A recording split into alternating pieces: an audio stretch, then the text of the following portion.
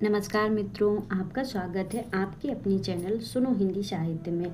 यहाँ आपको सुनने को मिलेगा हिंदी साहित्य की रोचक कहानियाँ, उपन्यास, निबंध, कविता और उनमें छुपे जीवन के कुछ संदेश। तो चलिए आज हम अपनी कहानी चंद्रदेव से मेरी बात का प्रारंभ करते हैं। सर्वप्रथम हम कुछ महत्वपूर्ण तथ्य जान लेते हैं। इसका प्रकाशन वर्ष 1904 ईस्वी है। सरस्वती पत्रिका में यह प्रकाशित हुई थी और यह कहानी पत्रात्मक शैली में लिखी गई है और इनकी लेखिका राजेंद्र बाला घोष और इन्हीं को बंग महिला भी कहा जाता है। और भवदेव पांडे ने पहली राजनीतिक कहानी माना है इन्हें। अब कहानी का प्रारंभ करते हैं। भगवान चंद्रदेव, आपके कमलवत कोमल चरणों में इस दासी का अनेक बार प्रणाम। आज मैं आपसे 2-4 बातें करने की इच्छा रखती हूँ। क्या मेरे प्रश्नों का उत्तर आप प्रदान करेंगे? कीजिए, बड़ी कृपा होगी। देखो, सुनी अनसुनी सी मत कर जाना। अपनी बड़प्पन की ओर ध्यान देना। अच्छा कहती हूँ, सुनो। मैं सुनती हूँ आप इस आकाश मंडल में चिरकाल से वास करते हैं। क्या यह बात सत्य है? यदि सत्य है तो मैं अनुमान करती हूँ कि इस दृष्टि के साथ ही साथ अवश्य आपकी भी सृष्टि हुई होगी। तब तो आप ढेर दिन के पुराने बूढ़े कहे जा सकते हैं। आप इतने पुराने हैं तो सही, पर काम सदा से एक ही है और एक ही स्थान में करते आते हैं। यह क्यों? क्या आपका डिपार्टमेंट में ट्रांसफर होने का नियम नहीं है? क्या आपकी गवर्नमेंट पेंशन भी नहीं देती?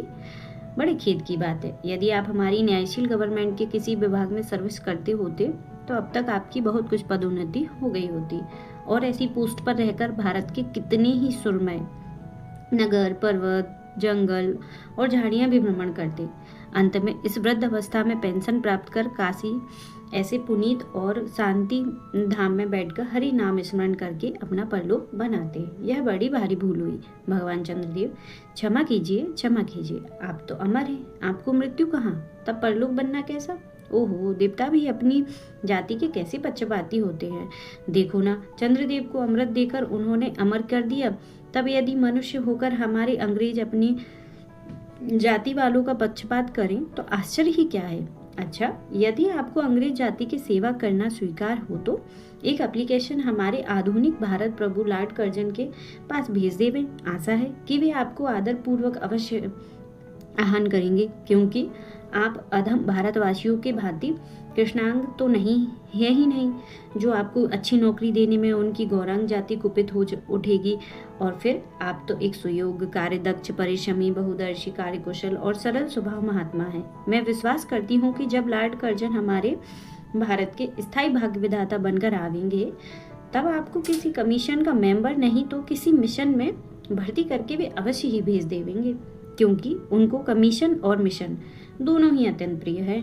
आपके चंद्रलोक में जो रीति और नीति सृष्टि के आदि काल में प्रचलित थी वे ही अब भी हैं, पर यहाँ तो इतना परिवर्तन हो गया है कि भूत और वर्तमान में आकाश पाताल का सा अंतर हो गया है। मैं अनुमान करती हूँ कि आपके नेत्रों की ज्योति कुछ अवश्य ही मंद पड़ गई होगी, क्योंकि आधुनिक भारत संतान लड़कपन से ही चश्मा धारण करने लगी है।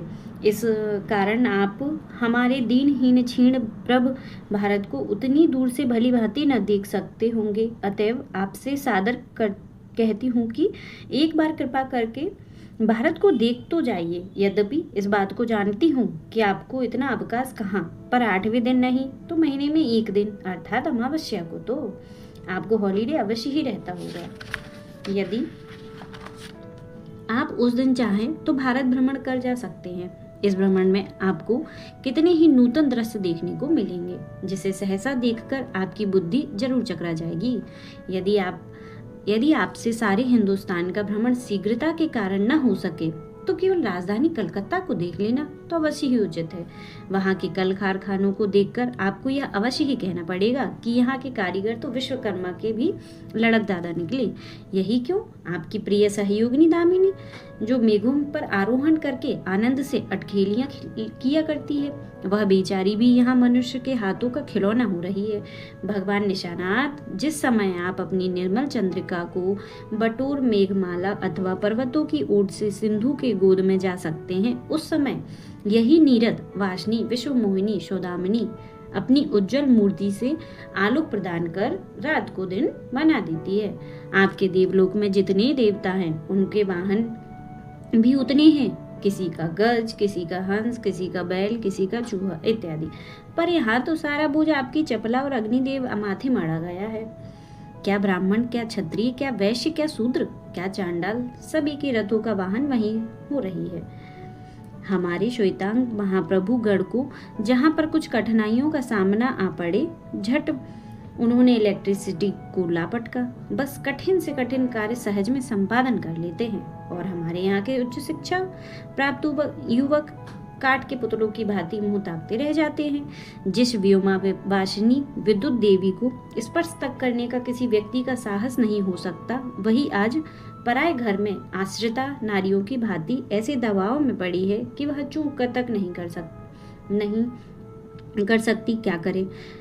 बेचारी के भाग्य में विधाता ने दासी वृत्ति ही लिखा था। हरि पदोद्वा त्रिलोक्य पावनी सुरसरी के भी खोटे दिन आए हैं। वह भी अब स्थान स्थान मेबंधन ग्रस्त हो रही है।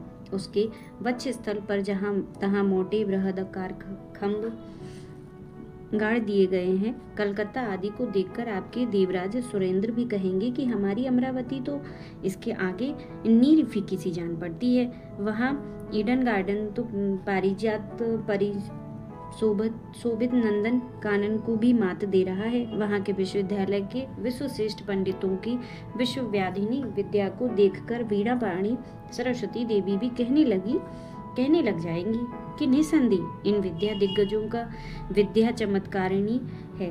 वहीं के फोर्ट विलियम के फौजी सामान को देखकर आपके देव सेनापति कार्तिकेय बाबू के भी छक्के छूट जाएंगे, क्योंकि देव सेनापति महाशय देखने में खास बंगाली बाबू से जचते हैं और उनका वाहन भी एक सुंदर मयूर है। बस इससे उनके वीरत्व का भी परिचय खूब मिलता है। वहाँ के मिंट को देखकर सिंधुतनया, आपकी प्रिय सहोदरा कमला देवी तथा कुबेर भी अकचका जाएंगे। भगवान चंद्रदेव इन्हीं सब विस्मय उत्पादक अपूर्व दृश्यों का अवलोकन करने के हेतु आपको सादर निमंत्रित तथा सविनय आहूत करती हूँ। संभव है कि यहाँ आने से आपको अनेक लाभ भी हो। आप जो अनादि काल से निज उज्ज्वल वपु में कलंक की कालिमा लेपन करके कलंकी, शशांक, सजधर, सजलांछन आदि उपाधि मालाओं से भूषित हो रहे हैं, सिंधु तनय होने पर भी जिस कालिमा को आप आज तक नहीं धो सके, वह आजन्म कलंक शायद यहाँ के विज्ञानविद पंडितों की चेष्टा से छूट जाए। जब बंबई में स्वर्गीय महारानी विक्टोरिया देवी की प्रतिमूर्ति से काला दाग छुड़ाने में प्रोफेसर गज्जर महाशय फलीभूत हुए हैं, तब क्या आपके मुख की कालिमा छुड़ाने में वे फलीभूत न होंगे?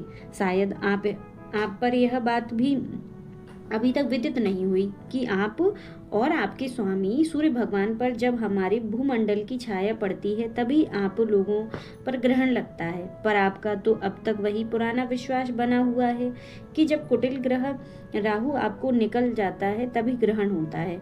पर ऐसा थोथा विश्वास करना आप लोगों की भारी भूल है। अतः हे देव, मैं विनय करती हूँ कि अब आप अपने हृदय से इस भ्रम को जड़ से उखाड़ कर फेंक दें।